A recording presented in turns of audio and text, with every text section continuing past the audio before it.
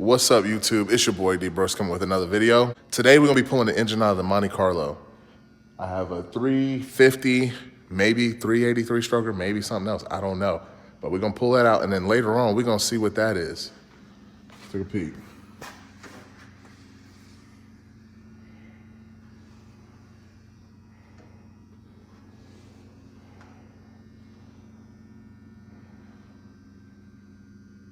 Got everything disconnected. The bolts right here, you gotta disconnect them when you pull the engine. On the engine mounts. Went ahead and disconnected the transmission from the cross member. Now, what I'm going to do is actually get underneath the car and jack up the transmission. And what I'm gonna do is, jack up the transmission, remove the cross member, and that'll actually drop the engine back a little bit. But then at that point, I'm gonna go ahead and put my cherry picker on this plate right here. This plate I got from Jags. Basically, you can use this on the LS and you can use it on the carburetor style intakes. So I use it on these and I use it on the LS stuff, and it makes it a lot easier to pull. But I went ahead and cut the power steering line, and that's basically it. I don't think I got anything else. Maybe this radiator hose, I gotta take that off there. I don't know how much antifreeze I'm gonna lose, but I gotta disconnect that. I don't think the fuel pump is connected anymore. That's disconnected. I don't see any grounds connected to the block anymore. So we should be in good shape. But without further ado, let's get to it. All right, guys, so main thing, you wanna make sure before you drop the cross member, which I'm getting ready to do right now, you want to support the transmission, whether you do it with like a jack, with like wood under it or something like that. I have this trans jack right here. Since I'm working on a lift, I got the transmission supported. I went ahead and took all 4 bolts out of the cross member up in here. There's 1, 2, 3, 4, and I already took the transmission bolt out. So now what I'm gonna do is I'm actually gonna go ahead and move the cross member. I'm gonna move it out the way. Once I get it all the way cleared right here, I'm gonna jack the transmission up some more. Once I clear it there, I'm gonna move the cross member out the way, and then I'm gonna go ahead and drop the transmission. All right, stay tuned.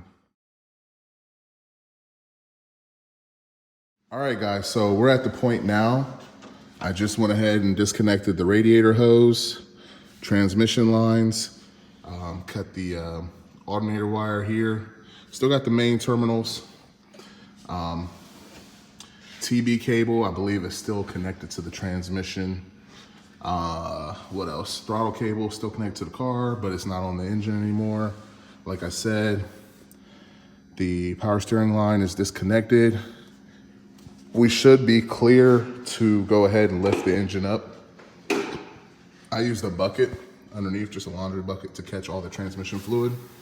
And I also use a different bucket to catch all the antifreeze up here. But we're gonna go ahead and get our old engine hoist and hook it up. Stay tuned. Let's see if we can get it to lift. It's kind of a weird angle, right? Yeah.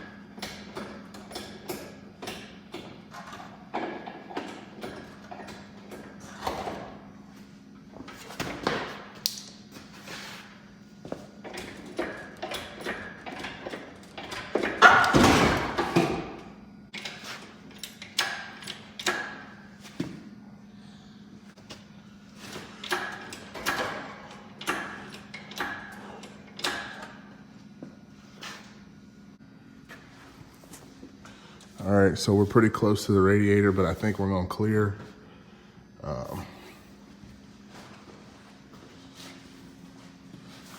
Okay, you see I had that bucket down there. Put the engine out of here.